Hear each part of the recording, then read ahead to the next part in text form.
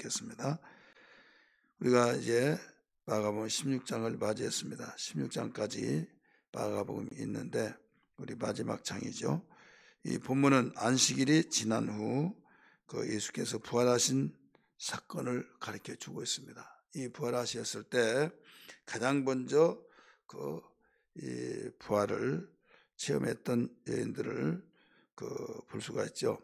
우리가 15장 47절을 같이 한번 읽을까요? 시작. 막달라 마리아와 요새의 어머니 마리아가 예수 둔 곳을 보더라 나오죠. 예수 둔 곳을 보더라. 무엇을 두었어요? 요셉이라고 하는 아리마대 사람 요셉이라고 하는 사람이 세마포에 싸서 자기가 들어갈 새 무덤을 예수님께 내어드리면서 거기에 장례를 치르고 큰 바위덩어리로 이 문을 닫았습니다. 그래서 장례가 이제 마쳐졌어요. 그 모습을 누가 봤다고요? 막달라 마리아와 요새 어머니 마리아, 여기는 야고보의 어머니 마리아를 말하고 있습니다. 마리아가 예수 둔 곳을 보더라. 자, 어디에 두었다고, 어디에 장례식을 해서 무덤이 땅을 이제 알게 됐어요. 이제 이 날이 금요일 날입니다. 토요일 날 안식일을 완전히 지나고 이제 주일날 새벽에 여기에 막달라 마리아와 야고보 어머니 마리아와 살로메가 이제 예수님 두신 곳을 알았기 때문에 그곳에 가게 됩니다. 왜 갑니까? 가는 이유는 여기에 1절에 분명히 나오죠. 예수께 가서 예수께 바르기 위하여 향품을 사다 두었다가, 향품, 어떤 향품입니까? 이 니고데모가 이 몰약과 침향 섞인 향품을 100리터를 가지고 와서 장례식을 치르는데 아리마대 요셉과 함께 하게 하였죠. 이 몸이 썩지 않게 해서 이 몰약을 치게 됩니다. 또 냄새나면 향품을 발라서 악취를 사절에 방지하는 이런 일들을, 그래서 여기에 이 향품을 바르기 위해서 향품을 사다 두었다가 준비성이 있죠. 그 다음에 안식일 후에 무덤가에 가서 향품을 바르기 위한 목적으로 갔다는 것을 볼 수가 있죠. 어떤 사람은 예수님 부활하나 안 하나 부활을 보기 위해서 갔다 이런 사람들도 있습니다. 그런데 그게 아니라 분명한 목적이 있다 이런 말씀이에요. 자, 우리가 냉정하게 생각할 때 지금 다른 것도 아니고 죽었습니다. 예수님이 죽었고 무덤에서 시체를 이제 세마포로 쌌던 것을 세마포를 이제 다 끌러서 몸에 향품을 바르고 다시 세마포를 입히고 이런 작업이에요. 웬만한 담력을 가진 사람이 할 수 있겠어요? 못하죠. 이미 장례 치렀으면 그걸로 끝이 나는데 가서 보고 그냥 예수님 하면서 거기에 가서 문안인 사듯이 그렇게 하는 것도 그렇지만은 그보다 더 여기에 무덤 속에 들어가려고 했던 것을 볼 수 있잖아요. 가기는 가지만은 큰일이다. 왜? 바위를 큰 돌로 무덤을 막아놨는데 이게 무덤 문입니다. 그걸 우리가 어떻게, 여인네들이 어떻게 이 돌문을 열 수 있느냐 이거죠. 이때 야 그거 안 돼, 할 수 없어 하고 시도도 안 할 수도 있죠. 근데 이미 시도를 했어요. 출발을 했습니다. 가면서 그런 이야기를 합니다. 우리 거기에 볼까요? 3절 4절 같이 읽습니다. 3절만 읽습니다. 시작. 서로 말하되 누가 우리를 위하여 무덤 문에서 돌을 굴려 주리요 하더니 이렇게 나오죠. 누가 우리에게서 무덤의 돌문을 열어 주겠느냐고 하면서 이야기를 했다 이거죠. 그러니까 이런 부분을 보면 돌문을 열고 목적은 예수님 무덤을 들어가서 거기에서 향품을 가지고 왔던 것을 몸에 바르려고 하는 목적이 분명하게 나오잖아요. 유대인의 이 장례는 우리같이 매장을 하거나 화장을 하지 않고 큰 바위를 그 굴을 뚫습니다. 뚫어서 들어갈 정도 되니까, 서서 들어갈 정도 되니까 굉장히 높이도 그 2m 미만이 되겠죠. 그래서 그 정도 이제 뚫고 거기다가 시체를 안치해 놓고 문을 닫는다 이거죠. 이게 유대인들의 장례법이고, 유대인뿐만 아니라 그 당시 고대 근동 거기에서는 그렇게 일어납니다. 성지순례 가다 보면 이제 그게 발달돼 가지고 시멘트 있잖아요. 시멘트 아니면 그 큰 돌을 말 구유와 같이 사람이 시체를 들어갈 정도로 큰 돌에다가 대리석돌을 직사각형으로 이제 쪼아내서 그 속에 공간을 만들고 그 속에 시체를 넣고 그 돌문을 그 뚜껑을 이제 그대로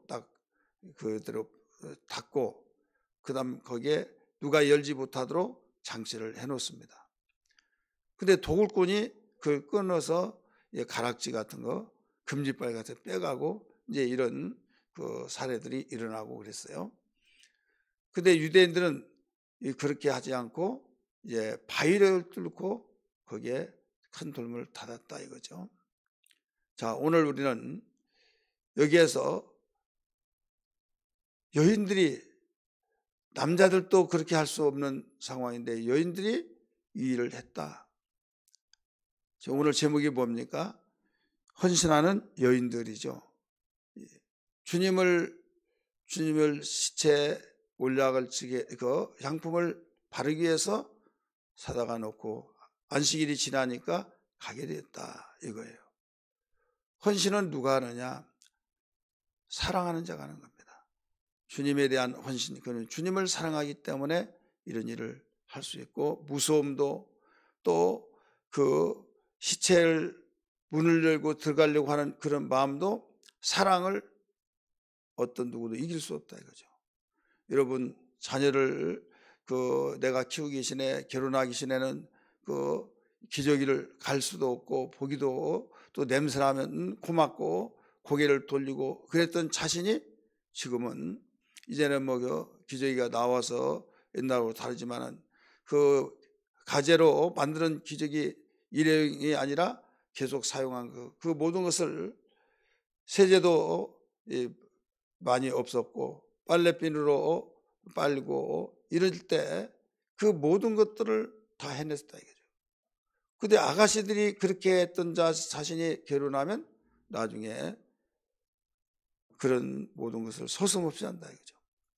나중에 언니 냄새난다고 코 돌리니까 너도 결혼해서 애기 낳아봐라 그러니까 나는 못해, 안 해, 그랬더니 자기가 이제 하면서, 야, 너 옛날에 그랬지 않았냐 했더니, 냄새가 난 것이라 너무 향기로운 냄새가 난다고 이러기까지 말을 하는 것을 들어봤어요.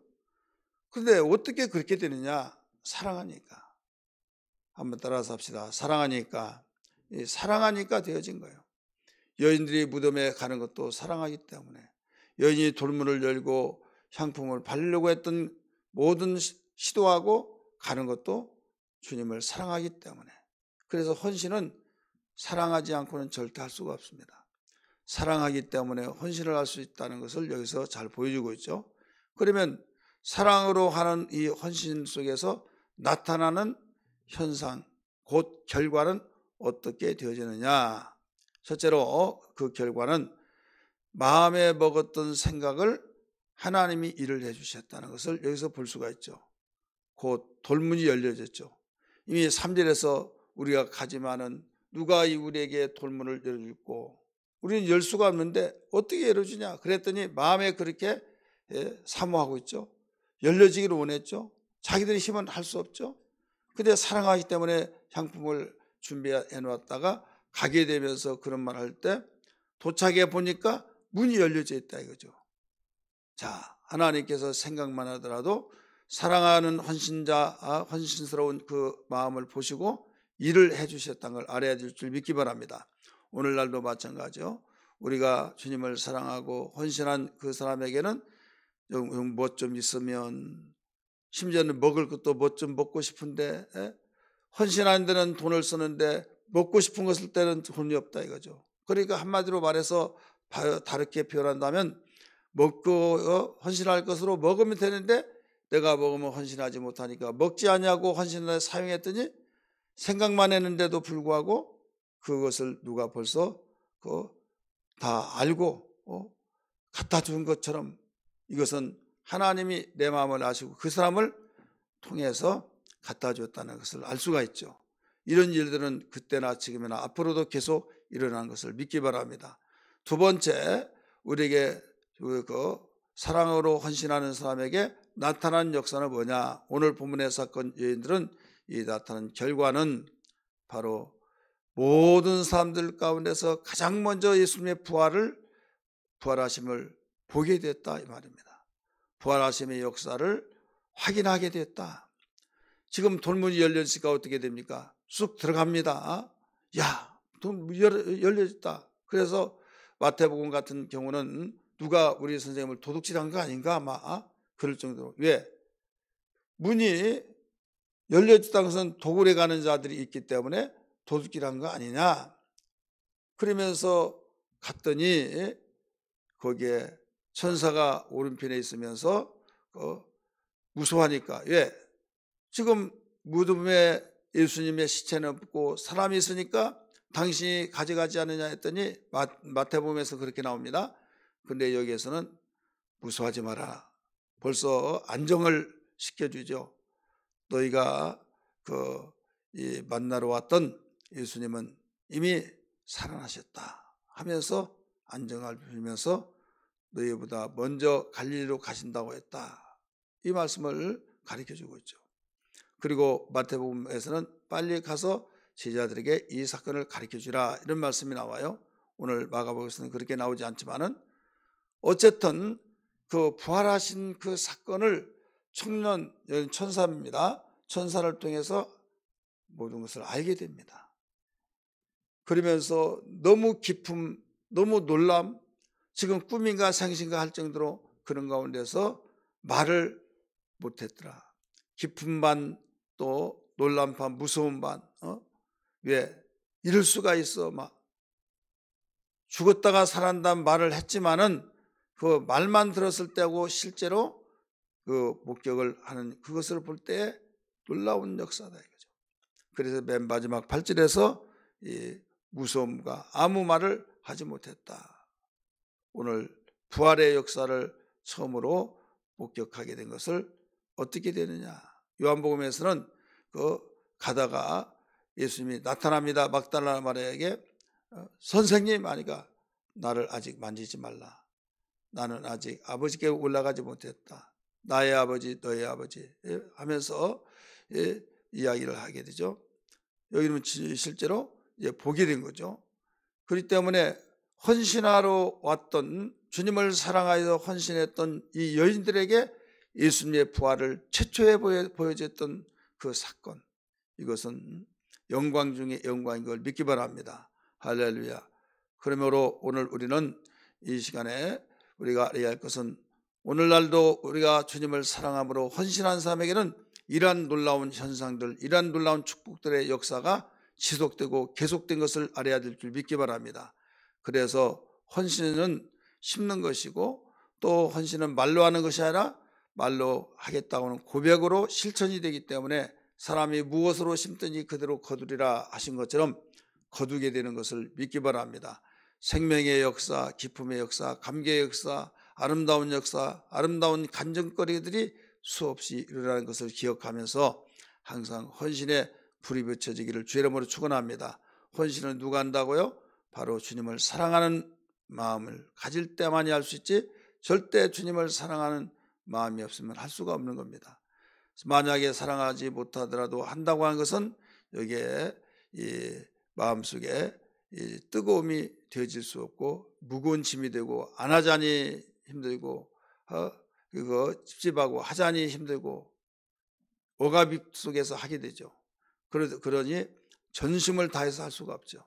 그러나 사랑과 비례해서 헌신하게 되어진데, 이 사랑과 함께 헌신하는 사람에게는 이게 억압이 아니라 자유가 되고 감격이 되어지면서 어떤 누가 하라고 해서가 아니라 본인들이 기뻐서 정말 감사해서 하게 된 걸 믿기 바랍니다.